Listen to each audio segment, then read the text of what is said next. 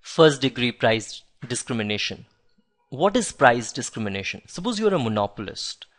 Then price discrimination says this, that you can charge different prices from different customers.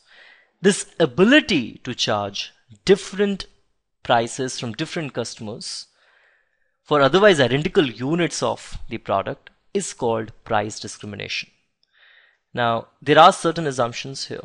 One assumption is that suppose if I'm a monopolist and if I want to charge different prices from different customers, and suppose you are my customer, I should be able to know what is your demand curve.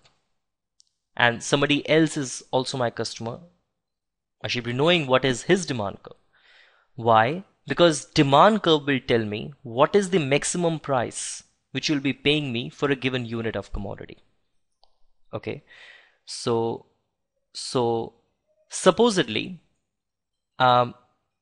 if I can identify all my buyers separately, I can identify their demand curves, then I can charge the maximum price which he or she is willing to pay for a given unit of commodity.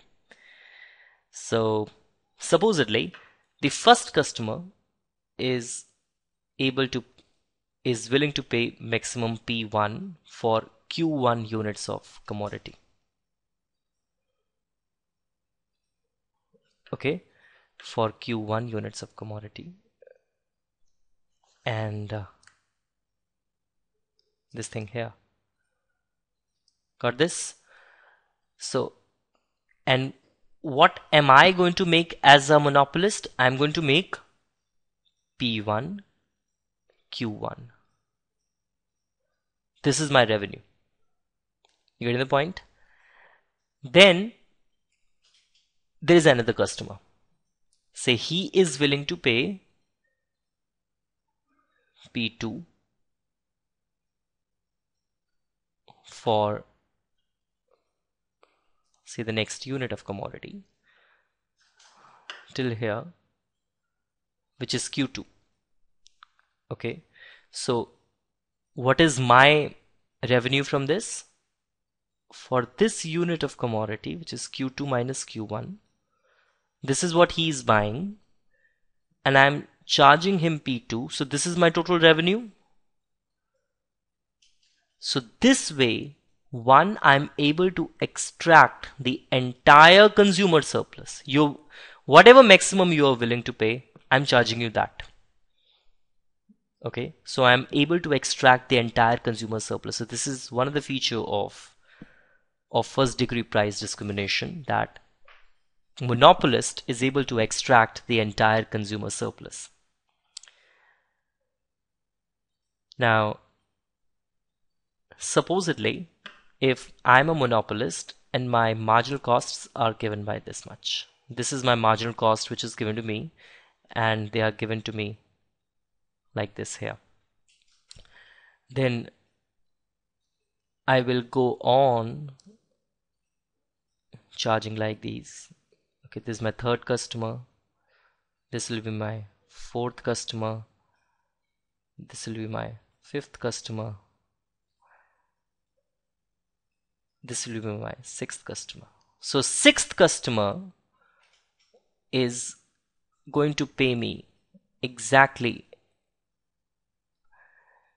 what my marginal cost is. Okay, so I as a monopolist will continue till the point where the marginal buyer, this is the sixth buyer. Okay, the sixth buyer, that is, this is Q3, Q4, Q5, Q6. Till where I'll continue? I'll continue till the point till my marginal buyer is not ready to pay my marginal cost. Okay, now sixth buyer is paying me my marginal cost, that's it. If I have to go to the seventh buyer, he will be paying me the lesser amount. You getting the point? So with every customer, my revenue is different. Okay, and I'm charging him the maximum price which he is willing to pay for a given unit of commodity. Okay, now in this case, what happens is, And from this point, I'm able to derive the demand curve. This is my demand curve. Okay. This is my demand curve. I'm able to derive this demand curve. Say this point is D here. And once I produce this Q6, now Q6 is an important commodity, so I'll also name it as Q star. Okay. So at Q star, my MC is equal to this price. Okay. So this is the amount which I'm going to be selling. And what is my total revenue? Total revenue is going to be equal to D E Q star 0. So this is my total revenue. So total revenue in this case is the entire revenue from all the customers is D E Q star 0. This is my entire total revenue. So there are certain things which you have to remember.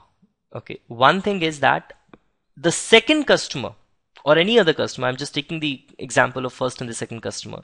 First customer has been sold Q1 units of commodity at P1. Second customer is being sold Q2 minus Q1 at P2. Now it should not happen that second customer will go to the first customer, since second customer is being offered the price which is equal to P2, which is lesser than P1. So second customer should not go to the first customer and offer him the less price. So no resale is allowed. Okay. And there is also one more information overload, that this guy has to, this monopolist has to identify demand curves of each and every of his buyer. This is difficult. This is practically impossible. So this is a theoretical structure, okay, of first degree price discrimination. So what have we learned from this? That this guy is charging the maximum price.